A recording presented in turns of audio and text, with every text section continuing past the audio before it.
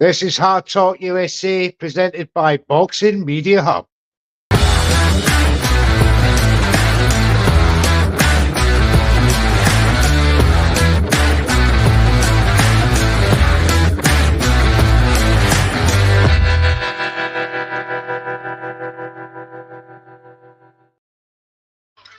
Yes, welcome to the show, ladies and gentlemen. Just a sec while I turn my bloody computer down.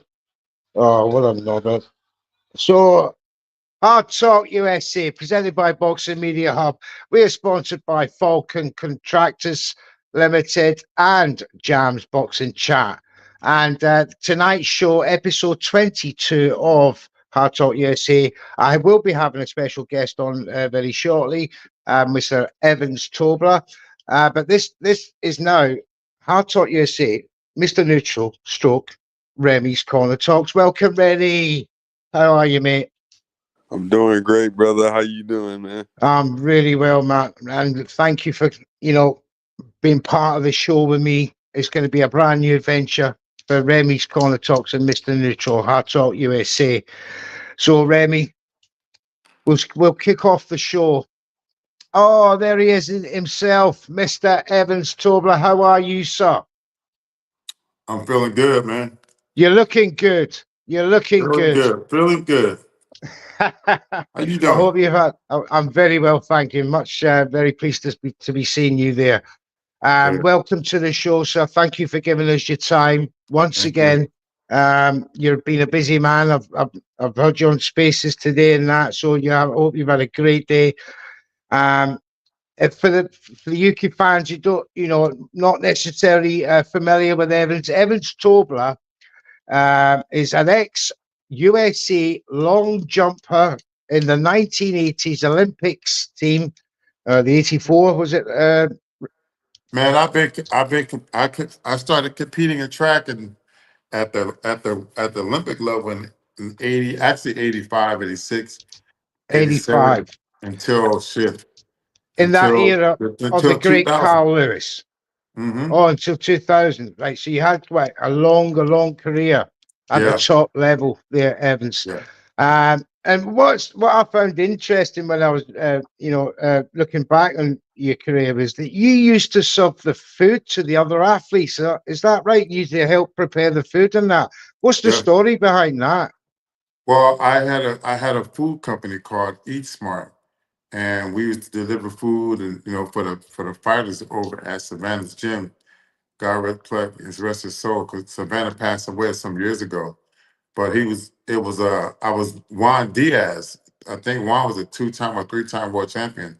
I was his bodyguard. And you used to bodyguard as well. Yeah, so you're Juan's bodyguard. A man of all trades.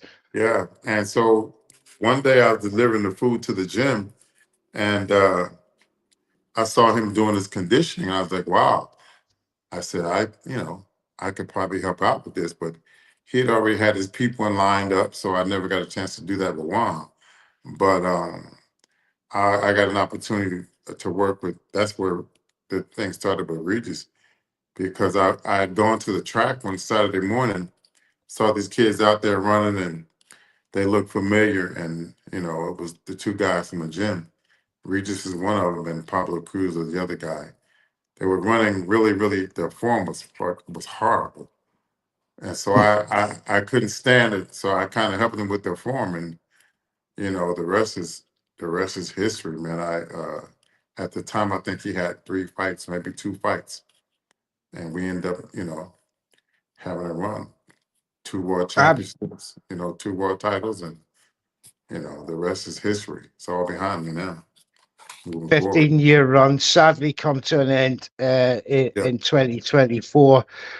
We won't go into the details, Evans. That you obviously want to move on from that.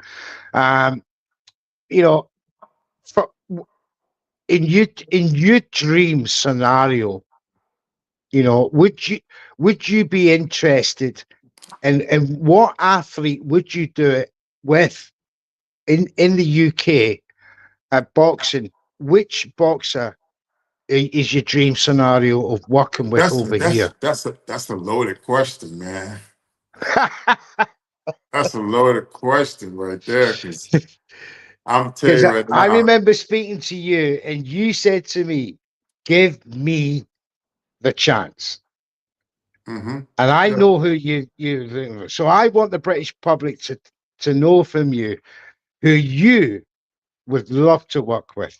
Yeah. Not just your ideal scenario. Who would you just love to work with over here? From the UK, I would love to work. Actually, I got two guys. I've always liked Anthony Joshua. Always. He was one of the most humblest champions I ever met. I met Anthony Joshua. I met his family. I mean, the mother is she's just a little bitty thing. When I look at him, I'm like, oh my, she must have when I tell you, she must have a hard hand. Because I bet she ruled that house with an iron fist. man, Anthony Joshua was the most humblest, coolest heavyweight I met. I also like Conor Ben. I like his grit. I like his grind. I like his mindset. Um, man, It's interesting. I like Jack Catterall. I like all those guys. I can't just. Yes, you were obviously with Regis in was it Mhm. October last Yeah, year? yeah. Yeah, Mhm. we were there. I met you in person. Fantastic meeting you, by the way.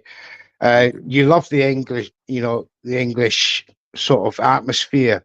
Absolutely. Were you actually very impressed with the team Carterall, the way they I went I about I the I, business? I knew they were a class act. The guys are pretty solid, and you can tell they've been with Jack for a while. And my job was just to get in there and rattle his skin, and they held fast, they held steady, and I was impressed. Catterall is more his IQ was more than what people give him credit for. You know, um, when you look at the fight, he waited. He was real patient. He was real patient, and then when Regis made a mistake, he capitalized on it. So the kid is better than what people think. You cannot go in there and sleep on a Jack Catterall because he's fighting for something. He just got married. He got a wife. He got a beautiful family. I tell athletes all the time, you can have your head big if you want, but what are you fighting for? What are you looking across the track at? What are you looking out the ring at when you get knocked down? And he had the whole arena. He had a support, and most of all, he had his family. His wife was there, and shit. It's hard to be the man when it's like your mother watching you fight. you know, you're Absolutely. not gonna lose. Um, You're gonna kick some ass. So yeah, and he did. I He was did that impressed. night, and especially after being put down as well. Hmm. You must have been in that corner thinking, "Oh, this is going to be it." Yeah, yeah, yeah. Now He kind he of held his surprised own. you. He really did. I tell you what, I couldn't leave the place without giving him the props. Even in the first build up, you know, I couldn't say, yeah, you're world class fighter. I was just trying to get under the skin saying, yeah, you're all right. But deep down Absolutely, inside, I knew he was better than what I was saying. So, but that's my job to make him uncomfortable. And absolutely. Now it's mental Jack is. warfare. Yeah, well, exactly. Jack is fighting Barbosa next. Quickly, give us a prediction. I think Jack is a lot more patient than Barboza. Barboza going to go in there and try to bully Jack Catterall, and it's going to be very difficult. I'm taking Catterall for either a late stoppage, or he'll get a decision. The Brits will love to hear that, Evans. He's fighting in Manchester. That place is electric. That co-op arena, I love isn't that Manchester. I got to isn't get that back to great? Manchester. And plus my team. This is my team, bro. Oh That's yes, one of you're a my dream Manchester lists. United fan, so I Absolutely. believe. Look, my man Scott, I got a homeboy over there. Scott got me the hat. I got two scarves. I got history. I got a brochure. I got everything, man. So one of these days I'm gonna go to a game right there in Manchester. Old That's Trafford on my list. awaits. That's on my I've list. just got a question from the producer quick before I go over to Remy. And welcome, Matt from Brunch Boxing, by the way. Matt, how you doing, big man? I'm good. I'm good, man. It's good to be back on Hard Talk USA. I've made Let's my go. long-awaited return to Hard Talk USA. Come on. Nice. Jam's Boxing Chat says, would you like to work with Moses Atuma Evans? And what do you think to his start to his professional career? Listen, all the young fighters with that hunger and that grit, we match. We match because I'm going to pull it out of him. I'm going to pull everything that he has out of his body. And I'm not going to be his boxing coach, but I'm going to make his boxing coach damn happy because he's going to be able to finish fights and he's going to be strong the whole entire fight. So any of those young fighters that are hungry and don't have that quit in them, we gonna match. Our energy, it's gonna match. So I'm Moses. You already know what to do. But if you want my services, I'm here. Say what? Absolutely. Remy's Mhm. Corner Talks, my co-host for tonight. Remy, well, from now on, this is Mr. Neutral Stroke. Remy's Corner Talks is a brand new um, thing between us to try and boost UK and USA, uh, you know, boxing awareness. Remy, what have you got to say to Evans? Yo, how you doing, Mr. Tobler? I wanted to ask you, did you feel like the conditioning played a huge part in why Regis was able to finish the fight better off? Because I thought that in his last few performances, you can see that he is getting older, and I thought um him you and his relationship going that way was crazy to me. I felt like you were doing pretty great, making sure he was in these fights. He probably could have lost the fight with Haney a bit worse had it not been for his conditioning. I felt like a lot of his flaws in these fights had to do with things he did from a technical aspect. But I just wanted to ask you really quick before we moved on to something else. Do you think that his performances have been kind of going down a bit just on the basis of his age, or do you feel like it's something that you guys weren't doing in camp for those fights? I I I saw that I've been thank you. I appreciate that. Um, I've been doing that for 15 years, making sure physically that he was at the top of his game. And if we're going to fight for 36 minutes, that's 12 rounds in my head. So I would create sessions where it was going to be like a fight more than 36 minutes. And if you look at all the fights that Prograis lost, it wasn't because of his conditioning. It was because of the technique, the boxing style. At some point, you get in there with boxers. You got a boxer in Devin Haney. You got a boxer in Jack Catterall. You got a boxer brawler and Josh Taylor. So what do we do? My goal is to put the energy and the stamina in him so he could fight. I'm looking for a fight. I don't tell him how to box. But if you go look at the Catterall, Jack Catterall waited to throw that left hand. He waited. He waited when Regis threw his left hand, Jack Catterall stepped back and fired his left hand straight down the middle. That's because technically he should have had his hand out, but that's not my call. So I don't excuse me. I think it's just he has to get better technically.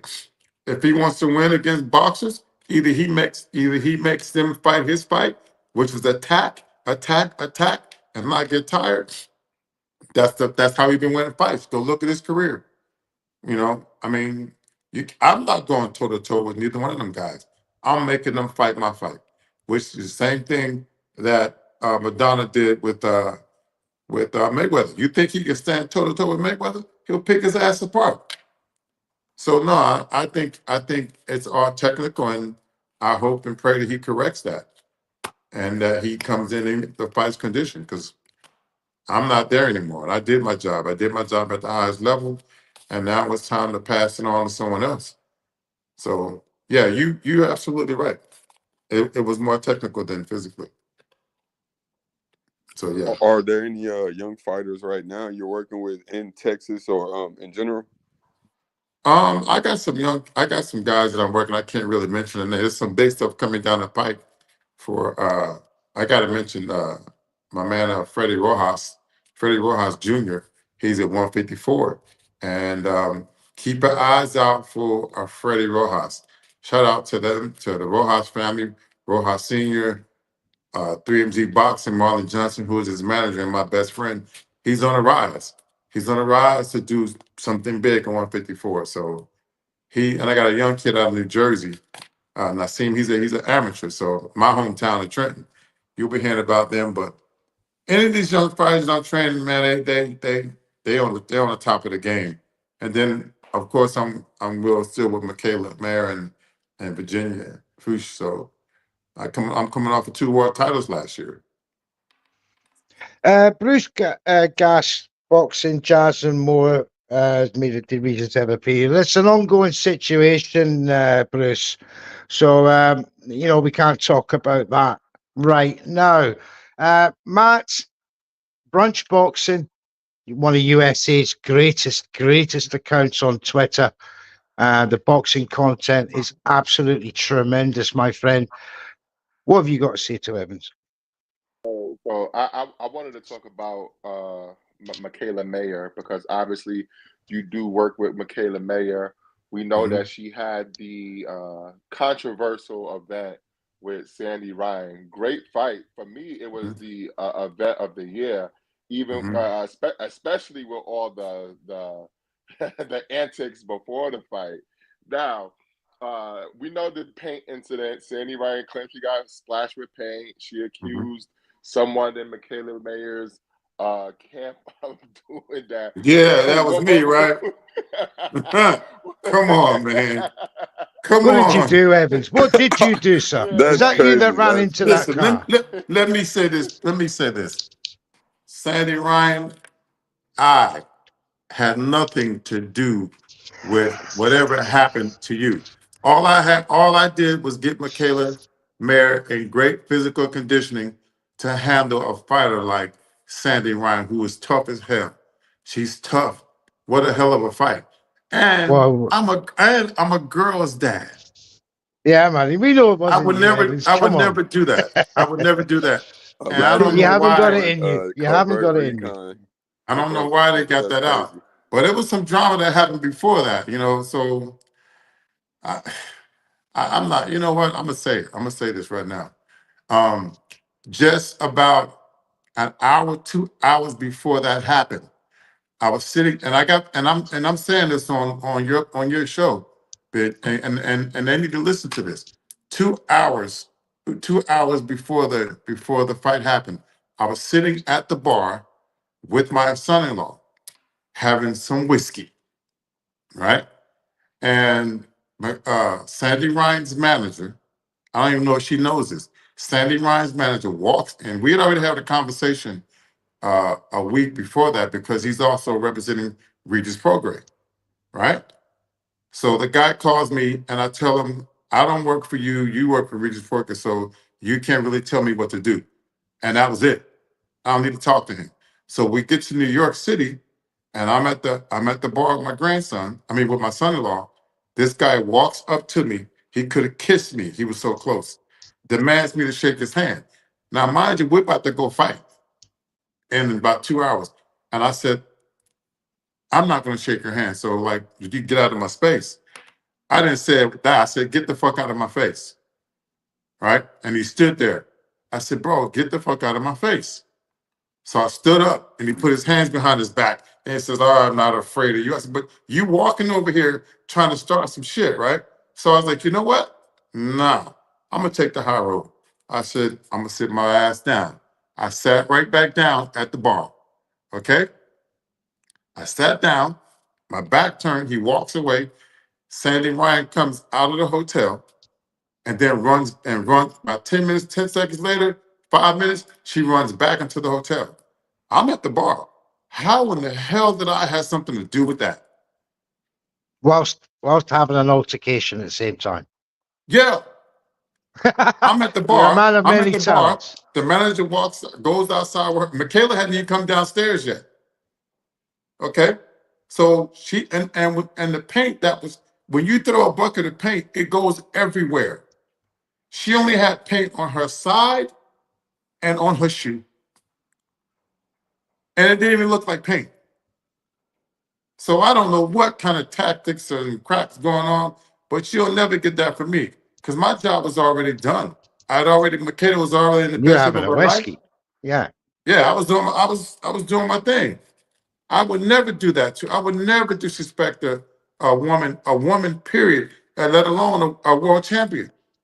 We That's know out that. of that's uncharacteristic of a guy like me. Why would I do that?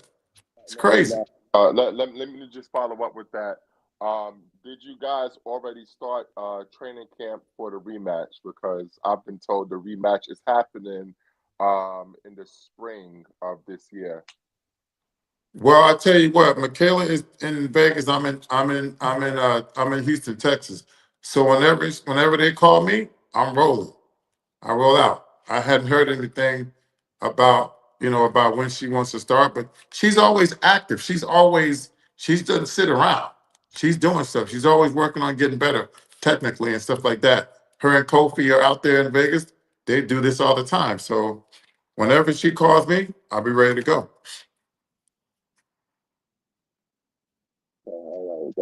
That's perfect. I can't wait. I can't wait for the rematch. It's going to be a very good fight, just like the first one. Oh yeah, that was fight of the year. It was a good fight. Absolutely. And the right girl won at the end of the Mm-hmm. day. And Jam's boxing chat is confirmed that from a British point of view, because I had serious doubts about the results with our very own Natasha Jonas in that fight. So, she's had some wars Yeah, as Michaela. She's fought many times in the UK. We hope to see her again. Now, yeah. we must move on. I want to bring in another subject for me, gentlemen. And Remy, I'm going to go to you first, mate, as the one to, start us off for this. Teofimo Lopez, Mm-hmm. as we know, turned down multiple offers to fight various boxers at various weights, but he seems to have set his sights on IBF champion Richardson Hitchens to Mm-hmm. unify the two titles. Mm-hmm. Evans, give me your thoughts I, first on that I, matchup, and I, then I, I like both. I like Richardson, but I think he need to beat Teofimo.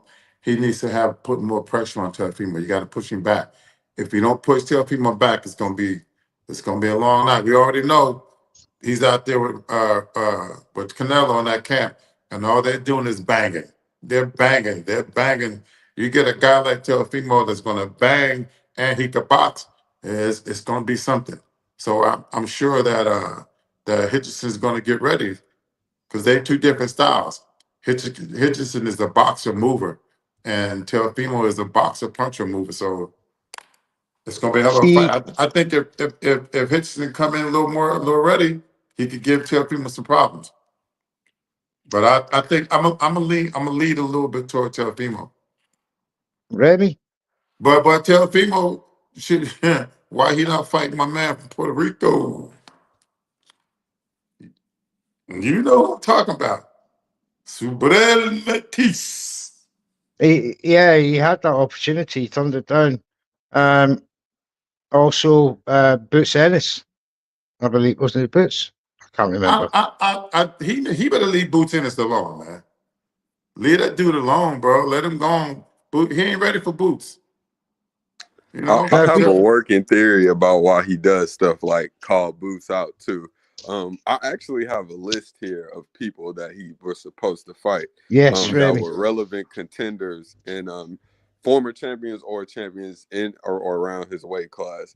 So Mhm. what Teofimo has done recently, I feel like he did this already right after he fought Vasily Lomachenko, and he's actually taken a better route than he did the first time. It seems like he's not really that good at articulating himself. I don't want to per se question his intelligence because I don't know what he's trying to get across sometimes when he speaks in the media. But usually recently he said stuff that I wouldn't, I would say it's just like, unequivocally, it's kind of, ignorant things to say. It's just pretty ignorant things, right? So he's kind of turning off certain fan bases. Tiafimo is kind of in the middle. So right now he's watching all his peers put themselves in position to make big money. He sees the trajectory he's on. I would put him essentially on the exact same timeline as Shakur Stevenson, Devin Haney, Ryan Garcia, and they're all pretty much more relevant in boxing. They have bigger names in the sport. They have more solid fan bases. I believe all three of those guys, and then not to even mention Tank Davis, but Tank Davis is older, but he wants to be in those conversations. So now, instead of what he did with the Vasily Lomachenko steam where he wasted it and instead went into a Kambosos fight, had all tried to get out of his Top Rank deal. Now he has Turkey to kind of circumvent how bad this move could have went with him in Top Rank. So he has a Hitchinson fight on the line, so he doesn't have to go fight someone like Brian Norman Jr., where the risk is really high, but he is more of a name than Brian Norman. So essentially, let's just say, he might have felt like he was getting thrown to the wolves. You never know. He would have probably had to go the route of Keyshawn Davis, and it's like, he might not get a decision over there, even if it's a close fight, even if he's the champion. And fighting someone like Richardson, I believe that Richardson, he poses a lot of threat to Tiafimo, but something about Richardson that gives me pause to just outright say I think he can beat him is that when he has guys beat, he doesn't push the issue. And I believe in a fight with Tiafimo is a popular enough person, and he probably would, he'd probably be the A-side in that fight. He would probably get a lot of credit for forward movement that I'm not sure. I've seen Tio kind of, when he gets frustrated, he gives up. He doesn't try to take it to another gear when he's fighting movers. But I also think he would get more credit for what he does than Richardson if Richardson were per se trying to avoid his power. So I do think that's an extremely tough fight for T.O. Richardson is bigger. He's he does the same stuff Devin does. So I think that those are probably two of the toughest fights for him. I think Ryan could hurt him really bad, to be honest, too. I think Ryan could hurt him really bad.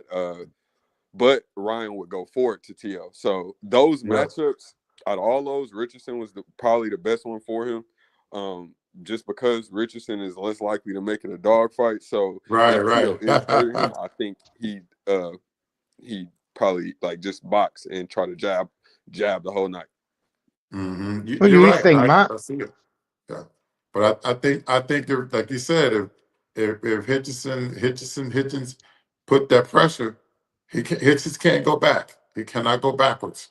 You're gonna have to go forward, son. You go forward, you got a chance of whipping him and breaking him down or taking his heart. So you got to brainwash him, buddy. You got to brainwash him. We got to take his heart. Everybody at this level can fight, but who got the biggest heart and who got the biggest cojones? That's how it's going to be. So I like that prediction. Yeah, and T.O.'s discouraged by guys like that fight, like Richardson. He gets discouraged. We've kind of seen that. He gets annoyed. He gets irritated. He doesn't come up with another game plan. But with Team Canelo, I thought that was a great move for him because with his athleticism, he could do certain things even Canelo can't do with with his ability. He's got a bit better feet than Canelo. So if Canelo is teaching him how to break guys down, that definitely should be something he probably could add to his repertoire if he's able to implement it within a fight. Thank you, Matt. What do you think of this? You gotta be able Evans. You gotta be able to put the gas on him. You put the gas on him, we might see him saying, "Do I still have it?" He said that before. Do I still have it? Yes, he did. Yes, You're gonna I remember that.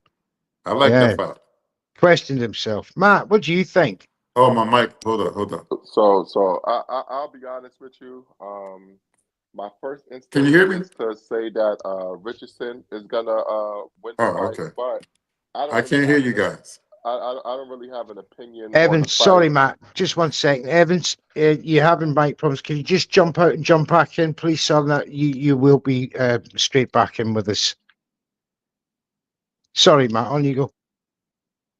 Okay, so what I was saying is, My first instinct is to take Hitchens in this fight, but I'll be completely honest with you. I'm not picking the winner. I'm not giving this fight any thought. You're talking about a guy, Teofimo Lopez, who turned down $2.8 million to fight Subriel Matias. So in my mind, Teofimo Lopez is retired until I see him step back inside the boxing ring. Until he's back inside the boxing ring, I'm not thinking about Teofimo Lopez because I need to see it to believe it, and then I'll think about who if he's going to be able to win the fight because I don't know what's going on with this guy, man. Yeah, he seems to be all over the place at the minute, Teofimo Lopez. Let's just hope that the fight is made rather much more for Hitchens to unify and give him that chance. He talks a good game, but he made it quite a reckless tweet, in my opinion, the other day there, criticizing Dmitry Bivol's training regime, saying, if you want some lessons, you know where to come, watch my videos. Clearly delusional, I think, to say, the man that beat Canelo.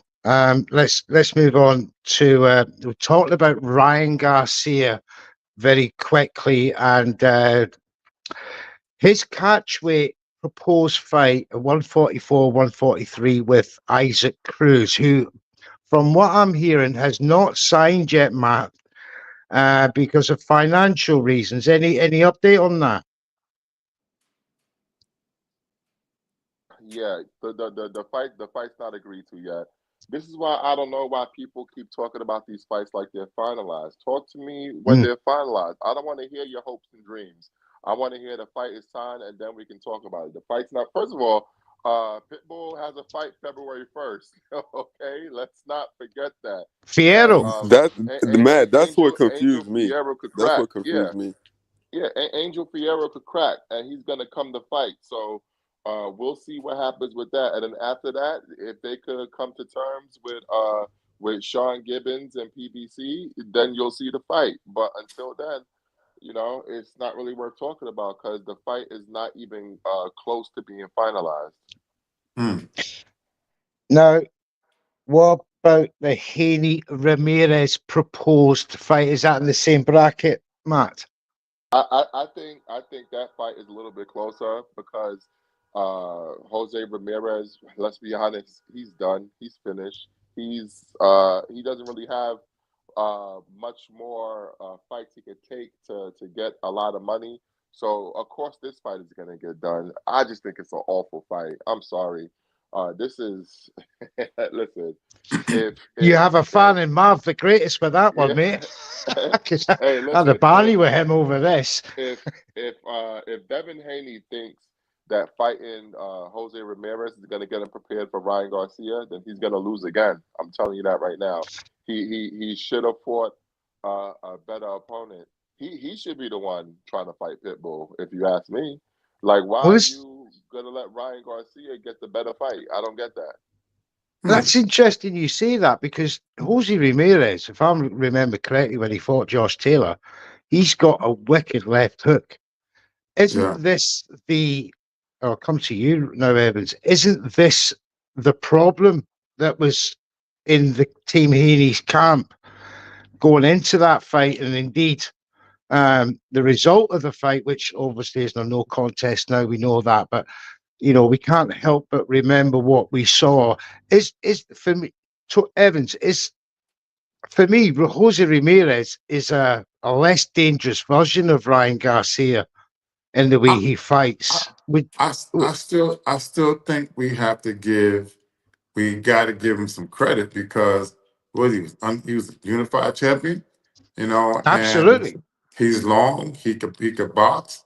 I think he still poses a threat. Also, Devin needs to come back, and why not come back with a guy who's long, he's tall, the same as Garcia.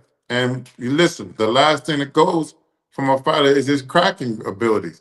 Ramirez still got some pop on his punches, so Haney can't go in there and take him lightly. Haney has to go in there and dominate him, So that'll set him back up for another fight with Garcia. But I don't think Ramirez is an easy fight for Haney, just because you got to respect him. You got to respect the champion. And Devin just has to go in there and do his thing and build. You just got to build back up. I think the young champ has the opportunity to go in there and prove himself. That's why he picked Ramirez. Now, Pitbull would have been a good fight too. But Pitbull, he kind of low to the earth, and he didn't even come in to his last fight in shape. You know what I'm saying? So he got Yeah, tired. no, That's when the fight changed. yeah, He wasn't in absolutely what he was correct. in shape.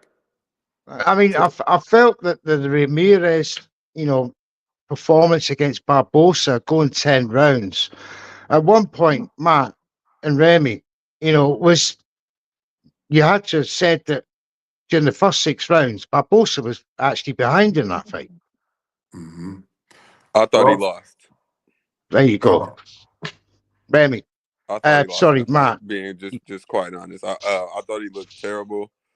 He fought better in the later rounds, but yeah, he definitely lost that fight. I felt like he got I thought it was outboxed. close. I had it very, He very wasn't close. able to do nothing I usually see him able to do. I thought the guy was supposed to be levels below him, or at least a level or two below him. So for the guy to really make Arnold, especially with the things that Arnold has on the line, he can't keep kind of fighting his way to be a thorn in anybody who's getting the WBO belt side. He's already worked his way into the Catterall fight. And, mhm. Now that we know T.O. is fighting Hitchens, that fight is just going to be for, it's still going to be an eliminator fight, but that could Right. have been a situation where he ended up being able to get the belt. So I think that's good, but he kind of lucked up in that situation. But Catterall versus Barbosa is for the interim belt. yeah, it's for the That's interim right. belt. Yeah, okay, it's for the interim belt. But either way though, I think with going back to the fight with Devin and Ryan getting Pitbull and things like that, I thought it would. I feel like what Neutral said is the thing that makes the most sense to me too, because Ryan is extremely hard guy to find someone to fight before to replicate outside of finding just like a taller guy with some pop. Mhm, Like mhm, also this is a get back fight for him. mhm. Ryan fighting Pitbull kind of makes no sense to me in that aspect of preparing for who you're gonna fight next. I thought Yeah. Ryan needs more practice. Like if anything, he needs more practice cutting the ring off totally, because there was times he could have finished Devin, he didn't. And then I think Devin just really has to kind of just lock in and get back. He just needs a fight in general, to be honest. I thought whoever he picked, he needed a fight to get his confidence back more than a fight to prepare him for Ryan at Mhm. all. Right.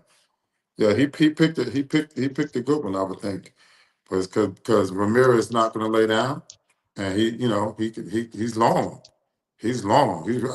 He may have a longer reach than Haney, but Haney got to go in there, and he picked a tough comeback fight, but I think he can come out on top, go in there and have the Well, mindset to I dominate. think Haney should have moved heaven and earth to see if they could get that Mario Barrios fight. This first of all, this fight with Ramirez sucks. I don't care what nobody says. It's a trash fight. Ramirez is done, and he was done at 140. What the fuck is he gonna do at 147? This is not a good fight at all. He should have moved heaven and earth to try to see if he could get Barrios in the ring, use his WBC champion and recess champion emeritus, whatever stupid status Mauricio gave him, try to use that to automatically get a WBC title shot. That's what he should have did, and that would have made the Ryan fight even bigger, because then you'll really have a belt on the line, and he'll beat somebody in Barrios who fought in front of 60 million people in his last fight, and I'm pretty sure he made some fans that's going to carry over to his next fight. That should have been the play, but whatever. What do I know? I mean, Matt, Barrios probably just wouldn't have. If anything, I think that was, from what I heard multiple times, that was a route they attempted to take. So what I'm guessing is that Barrios' people weren't interested and they went another way. That's what I think more. I don't think it was even like a true talks about that, because they intended to do something else with Barrios no matter what. Yeah, that's a big risk for Barrios as well. yeah, massive risk, Matt, for PBC as well. They want to keep that belt in house as much as possible. Mhm. Which obviously moving on to PBC, this, first and foremost, Matt, before we do, I just wanted to ask you, this tournament, so-called tournament that's going to happen in New York, Times Square, open air event, is that something that would appeal to you as a media? I'll go to cover it, but I don't like I said, I don't give a shit about Haney versus Ramirez. Yeah, Like but I'm not gonna you lie got to to you, do it I though, don't haven't you, care. if it I don't comes? care. But the job is the job. Listen. I sat through Shakur Stevenson versus Autumn Haratunian. So if I can sit through that, I can sit through anything. Absolutely. Well, look, let's keep the conversation on PBC right now, Matt. We've got the first of the three known cards coming up February the 1st. David Benavidez, Morel, headliner. I've just seen that Gary Antoine Russell has been added. Is it to this card or is it the following card? Gary Antoine Russell versus Rayo Valenzuela is going to be Valenzuela, March 1st. Tank March versus 1st. Roach. Now, people have been saying, in my opinion, some really ridiculous statements on Twitter about PBC is finished. They're coming to the end. I need you to educate the people here, Matt, on just why exactly that's not true. Well, to be completely honest with you, the people that say these things, they are beyond education. They don't want to be educated. So I don't concern myself with that. But what I will say is that PBC has a very strong schedule, a very strong upcoming schedule. They got February 1st. We know that excellent matchup between Benavidez and Morel, and don't sleep on that banger between Fulton and Figueroa Part 2. Okay. They also have February 15th that they're going to be doing in Orlando. They're going to do a show there with Elijah Garcia headlining, most likely against Terrell Gachet. They're going to have a couple interesting fights on that card. Then they're going to have the March 1st card with Tank versus Roach. You're going to have Rayo versus Gary Antoine in the co-feature. You're going to have Alberto Puello versus Sandor Martin for the WBC junior welterweight title on there, and so that's a pretty damn good card if you ask me. Yeah. And then you're gonna Yeah. have the return of Sebastian Fundora in March. Obviously, we know it was supposed to be Spence. Spence decided not to take the fight. When I spoke to Samson Lukowicz, he basically said Spence tried to push the fight to June or July, and Fundora can't wait no more. So they're going to Right. announce who the opponent is going to be this week. But also on that card, you're going to have Edwin De Los Santos returning that card, most likely against Frank Martin. It's not finalized, but if that fight gets finalized, that's another banger too. So PBC has a very strong upcoming schedule. It's just that I believe that the way that they're covered in the media and the way, and it's been since its inception, I think it does not only a disservice to PBC, but it does a disservice to boxing as a whole, because a lot of these media members don't realize that the words and the narratives that you put out there, people take that as the gospel, and it ends up, like, whether or not they know it, it ends up subconsciously shaping the way that they think and look at these situations. Becomes an echo chamber also. And the worst part about it, and it's kind of annoying because I end up talking about this every time I see it, when there's like an influx of money in boxing, and sometimes it's not always coming from the best characters. I'll say that we don't have to go into depth about who those people have been in the past about 10 years or so, but a lot of times people end up going where the money is, and it looks rather obvious who's paying who by the way they're so gushing over what certain promos that they give leniency with their cards, or they might say one thing about one promotional company, and then when another throws a card that doesn't have the best headlines or the best co-mains or whatever the case may be, there's dead radio silence. So I think that a lot of times it's like allegiances, it's these alliances, and then there's fan bases that cling to certain content creators. They are privy to that information strictly based on these guys. You have people like Rick Glazer, who apparently has a vendetta with PBC. So everything he says is essentially geared towards, discrediting them or in some way, shape, or form. He's been speaking on their downfall, their downfall and their demise for years now. He's almost like the DJ Academics of hating PBC. It's crazy. I never Wow. seen nothing like it. Yeah, it's horrendous. Matt, just tell the fans, how important is it? It is to me, but how important is it to boxing fans that PBC stand the ground and keep that market alive before Turkey Al Sheikh could come in and restructure it? Because that, when you look at the good things and the bad things that can come out of a situation, I look at the consequences. When you drop the stone in the pond, the ripple effect goes outwards. So, in one direction it could be good, but there's another direction it could not be seen as good. Is there a fear amongst US boxing fans that Turkey Al Sheikh and Riyadh season will take the very best fights off US soil? Well, I wouldn't say it's a fear, more like it's a reality, because that's what's been happening. We Yep. have to call it what it is. Now, Yep. my thing with this, right? Turkey Al Sheikh, more power to him. He wants to bring these fights to Saudi Arabia. He wants to do big events. That's great, but it's very easy to throw money at fighters that other people have spent years developing. The way I'm going to judge Turkey Al Sheikh is, who is he going to build up to be the next stars in boxing, and whether or not he can do that, I don't know. Because I'll be honest with you, I don't think he really knows boxing that well. Sorry to break it to you.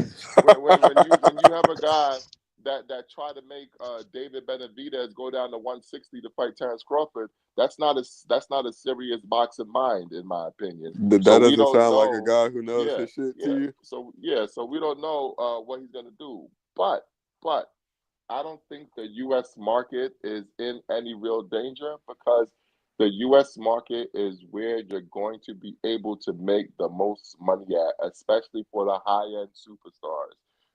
Tank Davis makes a lot of money here. Canelo Alvarez makes a lot of money here. So when you're that guy, when the fans gravitate towards you, you're gonna want to fight in Vegas. You're gonna want to fight in LA. You're gonna want to fight in New York. So I don't think that that's ever going to go away. Now, if Turkey Al Sheikh is smart, okay, and I hope he is, he needs to call Al Heyman. He needs to call Louis DeCubas. He needs to call Tom Brown, Samson Lucas, all these guys, and he needs to, at the very least, pick their brain. How do you do it? Because PBC is the only promotional outfit. I know PBC technically is the platform, but it's the only promotional outfit, the only uh, cavalcade of promoters who consistently put on shows that make money. Okay, and eventually, Turkey Al Sheikh, the GEA, they're gonna want to make money. I look at the Canelo Alvarez situation, right? So Canelo Alvarez, Eddie, he signed with Eddie Hearn. Remember, he was doing the shows at Matchroom. None Mm-hmm. of those shows generated more than $9 million at the gate. None of them. But yet, he does one fight with PBC for Caleb Plant. They do damn near 20 million at the gate. They do like almost 900,000 pay per view. It's just different. It's whatever it is PBC does. They know what the hell they're doing. Whatever relationships they have, they know what they're doing. If Turkey Al Sheikh, and I'm starting to see this, if he hitches his wagon to Eddie Hearn, he's gonna fall like Len Blatnovic did with the Zone. Remember, they gave Eddie Hearn this big deal. Oh, I have $1 billion. Everybody got to come over here. And what happened? They lost subs in America. They barely have any subscribers in America, and they took their tail and they ran out and they expanded to the UK market. So If that's what he wants, if that's the future he wants, hit your wagon to Eddie Hearn, you know. But if he wants to be successful at this, then he needs to humble himself and go to the people who know how to put on big events in boxing. Absolutely. Evans, you've been ringside at some of the biggest events in America. You know, from where, tell the people that what Riyadh season just cannot replicate.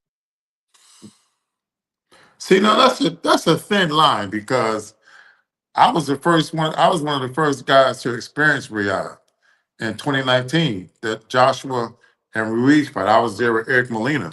We fought Right. Felix Bogovic. The atmosphere was crazy. It It was. was crazy. And I was also even in Madison Square Garden with Michaela. Great. Wasn't the whole. It wasn't 30,000 people, but it was active, and I think people know boxing. You know, so Yeah. we got to think about this. All these fighters want to make a living. When you were beat, when we went over to Saudi, Molina was definitely on the B side, right? We were not treated that way. He was paid really good. They put the red carpet out, and it's the difference is when you over here, you get treated like a B fighter. You're not getting the same thing as a Teofimo. You're not getting over there. Everybody had the same thing. We all had 3 big SUVs. We all ate the same. I mean, it was different, man. It was different. I've not been I have not been in the Barclays Center, but I've been in the O2 Arena. You know, I've been in the war grounds in Cali. So, you know, we gotta figure out like the atmospheres are unbelievable, man. They to me the European circuit and Riyadh, you know, they're just learning this. They're Are just they getting catching better. up? They're They're just catching up. catching on, yeah.